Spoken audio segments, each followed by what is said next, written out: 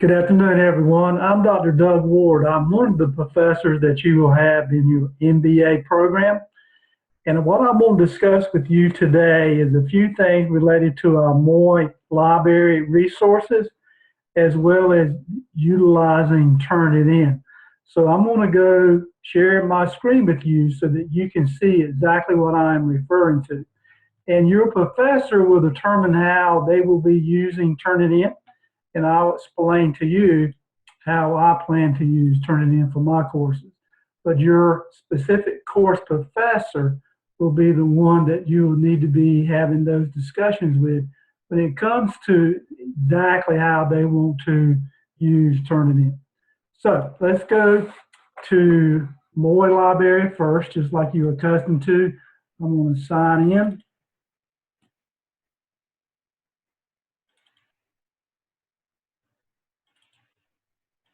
Maybe I won't sign in. There you go. I'm going to go to Moodle. Go ahead and just sign on into the database. And I'm already logged on in another browser, so it automatically pulls up my courses. So let's go to the library. This is one way to get to it, not the only way, as you know. And what I want to show you here is under electronic resources, under electronic databases, all the different databases that are available to you as a UMO student. And you're probably already familiar with utilization of NC Live based on your undergraduate work. But as you can see, we have a whole host of different databases that we use at the University of Mount Olive. Also, here under our MOI library is help and instruction, ask a librarian, research and citation tools, as well as online tutorials. And in these research and citation tools, this is a good place to spend some time if it's been a while since you've done scholarly writing and scholarly research, to come here and look at ways in which you can improve your scholarly writing skills. Obviously, at the School of Business, Tillman School of Business, we're using APA style of writing. So APA style of writing is really about economy of word expression, giving credit to the author or the source that you borrowed that thought or idea from. But this website here at MOI Library goes into a lot more detail in helping you, again, develop your critical writing skills. A good website here is, because we're using APA, is alpurdue.edu, or the Writing Center. This is a website, again, we're using APA, but this is a website that if you don't have the handbook, this is a place you can come once you come up here and Google it, excuse me, not Google, but search for the content within Al Purdue. It brings up information related to APA 6th edition style of writing. This is another location that it would be well worth some time spent to refamiliarize yourself with APA style of writing. Now, Al Purdue also has guides for MLA in Chicago, but what we want you to focus on is APA style. So again, these two websites are great sources of information to help you improve your writing skills, as well as doing some scholarly research if it has been a while since you have had that opportunity. Equally important, these online tutorials that have been created by our library staff also goes into how you look at the library website, how you look at ebooks, utilization of NC Live, and also finding peer-reviewed articles and videos. But you have all these different tutorials here, Vasco Host, NC Live, LexisNexis, Business, as well as this information here that you can look at to help you in your scholarly research. Miss Jackie Hill is a great point of contact when it comes to the MOI library. And whenever you see an email coming from her when she's doing a webinar, That would be another good source of information to join those webinars, because she will answer, she's live, she's using Zoom, and she'll be able to address any question that you have there on the spot. And if she doesn't know the answer, or if she needs to do some research, she will get back to you. But I would certainly utilize all those resources that are available to you to help you improve your scholarly writing skills. But equally important, you should reach out to your professor early and often when you're having questions or the content is not clear. Also consider forming study groups within your particular course so that you can help each other understand and grasp some of those concepts. And as you do your work, I recommend that you do a little each day and not try to wait till the weekend to try to get everything accomplished, because you're going to find the MBA program is aggressive. So the more you can get accomplished a little bit at a time, I believe, will aid you tremendously in your overall academic endeavors. With that being said, let me come back over here. Now, again, we use Turnitin. We're going to be using Turnitin. That's where I'm going to go to next. Now, Turnitin is that software that we use. Here's a website, guides, turnitin.com, manual and guides, students quick start guide. But if you were to Google Turnitin and student quick start guide, it will bring you to this website. In this particular website, step number 1, registration. Step number 2, student homepage. You don't really have to worry about those because we have a direct linkage between Moodle and Turnitin. And once you are registered for that course, the professor will go in and enroll you in the Turnitin, so that this linkage here for step number 1 and step number 2 will already be created for you. But what this website does do, it goes into some detail that I'm going to share with you in a moment in an actual Moodle shell about uploading your assignment, submitting your paper. These are the formats that are typically the only formats that will be allowed by Turnitin. And this is more than not, you're probably going to be using Microsoft Word. If you're using Google Docs, Google Docs, that's fine. Just download it into a Word format and upload it into a Word format as well. We'll talk about this website tells you how you're going to confirm that your submission was uploaded properly. Then this is where we're really going to spend some time here viewing a similarity report and viewing the instructor feedback and grade mark. Now, viewing these 2 steps here, this is where it's going to be course specific. Your professor should provide you direction as to how they want to use Turnitin.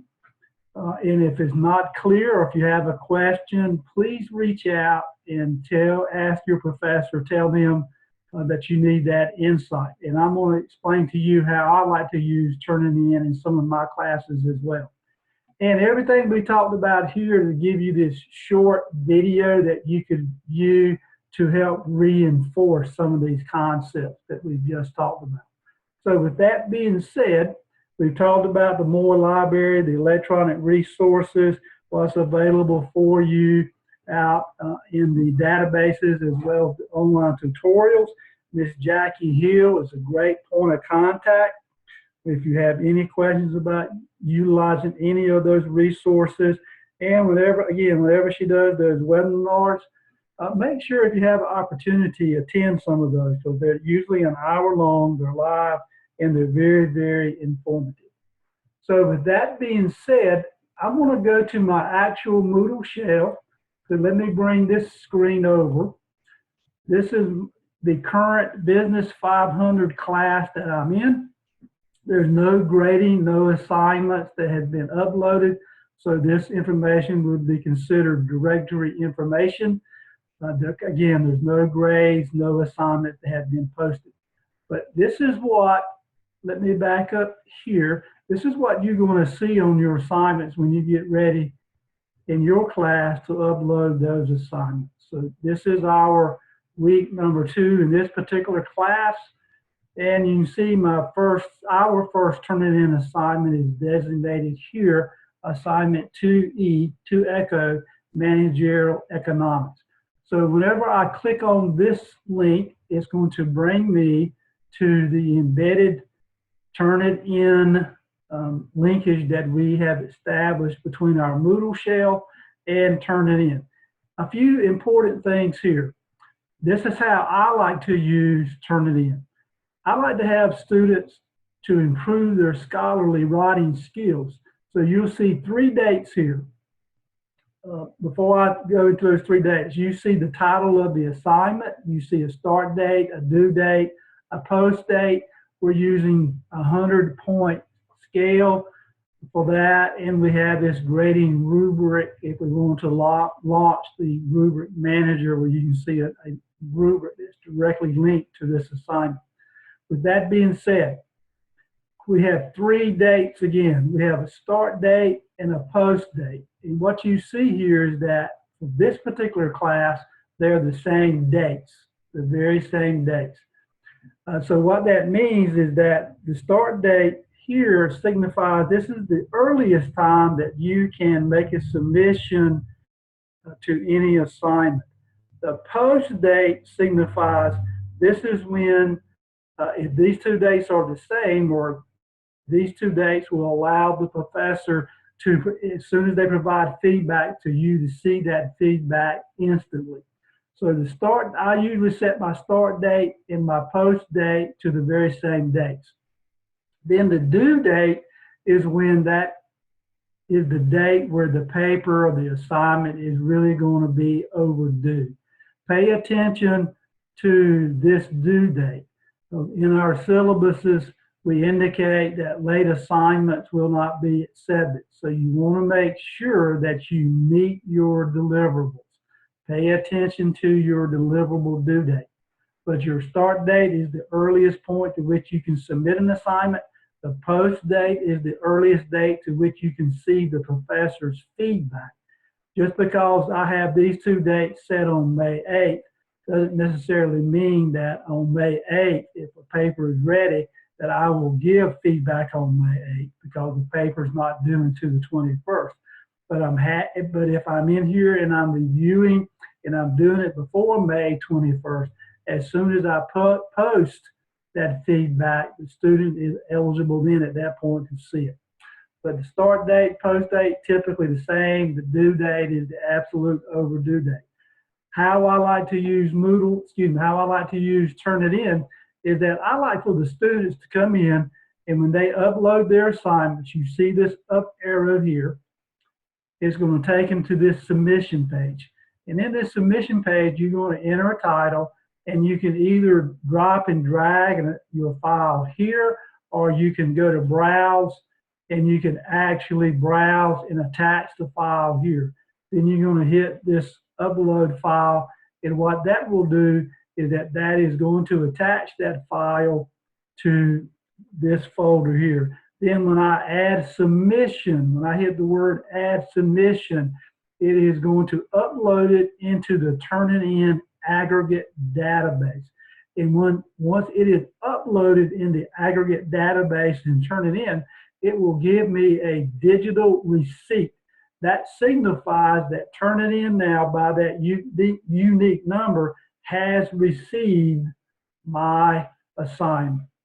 So that's what you're going to see when you get ready to submit your paper. And when you submit your paper, you're going to see the title here. There's that unique ID number that's going to be populated, and I'm going to show you another page momentarily. It's going to be who it's submitted by. Then it's going to give you a similarity numerical report, and that's going to give you a percentage. And we're going to talk about how I think you need to use this percentage in this reviewing this similarity report. This is where I like to have students to come in when they upload their paper, come and look at this similarity report, see what is wrong with the paper, go make corrections to that paper, and reload their paper. Every time you resubmit your paper into Turnitin, it overwrites the previous version. So if you want, and I'm going to show you how to get you a copy of that previous version before you overwrite it. But I like to have students come in here, use this tool to your advantage to improve your scholarly writing. Also, because we're using a 100-point scale, if I come in here and grade it, then it's going to be some score out of 100, and I'm going to, you will see that posted here. But this is where you can upload your assignments and turn it in. So again, how I like to use Turnitin is I like to have my start date and post date the same so that the student has that entire week or some defined period to come in, upload their paper, review the similarity report, make any necessary corrections to their paper, then reload that paper again, make any other necessary corrections and reload it. In fact, I will tell you that you should upload it as many times as you think is necessary until the final due date. Once the final due date is here and a professor goes in and grades that paper, then there's no more submittals that's going to be required at that time. So with that being said, let's come over here and let me show you. This is another class that I had that is considered directory information as well. There was no grading utilized in this particular submittal. These were submittals that were considered as drafts where the students had the opportunity to upload their paper multiple times. So let's just give you this example. This is where we indicated that you have that unique number ID. It gives a title. You have that unique number ID. This is where it was submitted and the date. And you see this percentage of 18%. And I'm going to show you exactly what that means. As you can see, we're using the 100-point scale, but because we consider this to be a draft, a tool that the students were using to upload their assignments, there's no grade given on this particular assignment. Here's where the student uploaded, and this is where you can actually download a copy of a Word document. And this gives me the ability to refresh this lines if I do something, or if I wanted to delete it, I have that option as well. This person here with the check mark, that signifies that this particular student or students have gone in to review that particular feedback. And we request that you come in here and review all the feedback, again, as part of your improving your scholarly writing skills. But there's some uniqueness about doing this. If I come here and click on this title, it's going to pull up the same paper. But what that does, it doesn't show me the similarity report or the grade mark report, which is where I embed my feedback. Even though you will see your paper, you won't see that other information. And as a result of that, this will never get flipped over, signifying that you have reviewed that paper. You should come here, click on the similarity percentage block, which is going to be in various colors based on the percentages.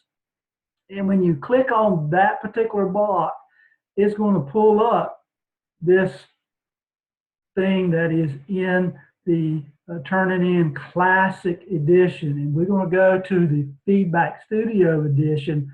Turnitin gives us the functionality to go between Classic and Feedback. This is the Classic Edition. But what this signifies is, what this signifies is all the percentages that you see here is this particular paper with 18%. Again, it's a draft, and that's fine. We anticipate drafts to be a little high potentially. What's a good set number? I would say that it depends on your particular writing style, but you should be striving to get this as low as you possibly can. The goal of scholarly writing is not to see how well you can direct quote and put in a proper APA citation in your documents, as much as it is giving credit for someone else's thoughts and ideas in writing in your own words.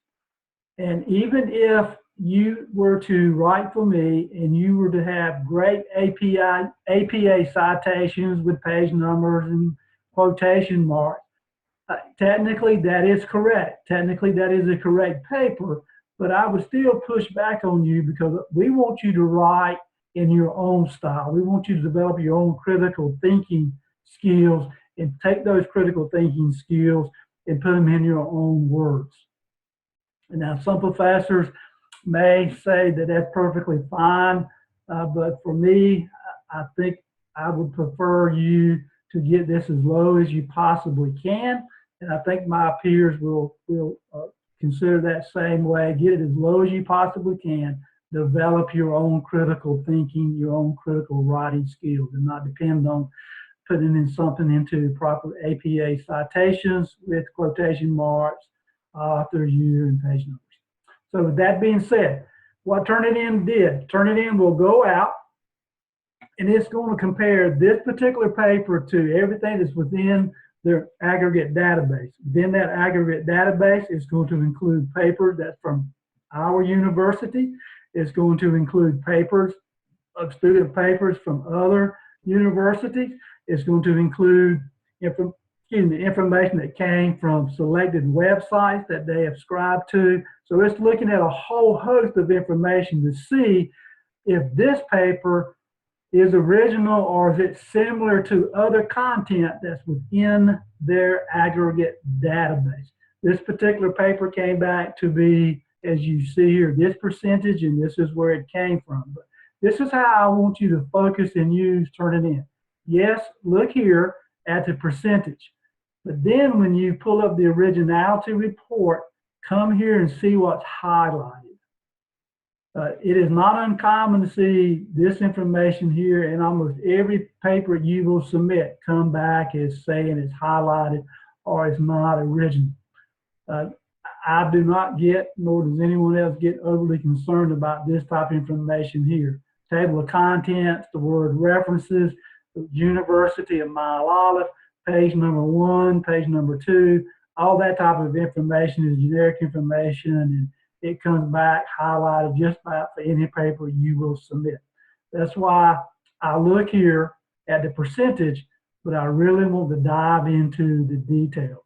And as I dive into the details here, now these colors that's highlighted corresponds to the source document over here, as well as the numerical that you see here in the subscript.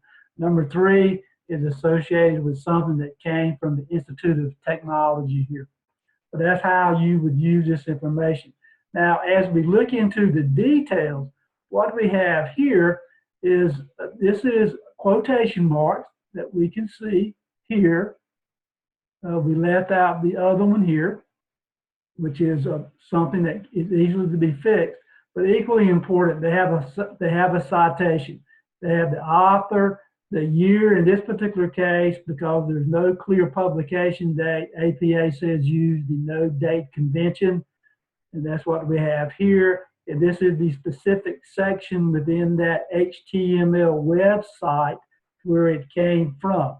So that is in somewhat almost complete APA citations. So when I see that, I would say there's nothing incorrect, it's technically correct. So I'm not overly concerned with that piece. Here's another example where we use quotation marks, and here's the proper citation here. So that these two on this particular page, well within the technical confinement of being an APA style, but even though that adds to this number here, that is technically correct, and I would not be overly concerned from an APA perspective. Again, what I would be concerned with, is there a way in which we can improve this to put it in the student's own thoughts and own ideas? In some cases, that student may wish to keep it here. In some cases, we may have the opportunity to change it. But again, the whole purpose of scholarly writing is to develop your own skills and your own critical analysis. Here's another one, and again, it looks like it has quotation marks, and here's the citation down here. Now, what I recommend is this. I see a lot of people will put a citation at the very end of a long string of sentences or at the end of a paragraph. I recommend you not doing that. I recommend that wherever you borrow someone's thoughts and ideas, you put in a citation. Even if I had a citation in every one of these sentences, that is perfectly fine.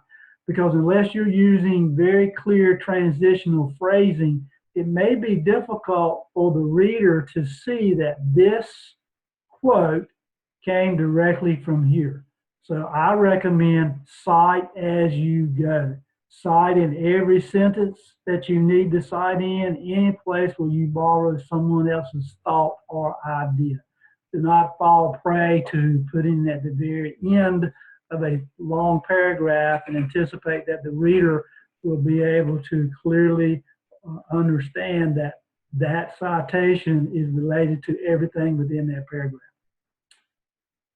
Okay, so this one, here's another example, and we have a proper citation here. So as you look at this particular one, you can see where it was properly cited, even though it came back with the similarity number, but it is properly cited. But again, let me come back to the goal is to put it in your own words and your own feedback. For this particular paper, it is technically correct. So that's how you would look at the originality report. Look at the numerical value, then come and look at the details within the body of the paper and make a determination. Is this acceptable? Is it in the right format, or does your professor request you to do something different? Now, as the professor comes in and they review your paper under the grade mark tab, under the grade mark tab is where you want to be clicking at to receive the specific feedback. And when you're on the grade mark tab and when you hover over some of these blue balloons, what that does, if you're there long enough, and I think Turnitin indicated if you're there for at least 30 seconds, that ensures that that flag gets flipped back on the section pages, which signifies that the student had reviewed that particular section of that particular paper, and it sets that little person there with the check mark beside it. So make sure you spend some time looking at the grade mark feedback.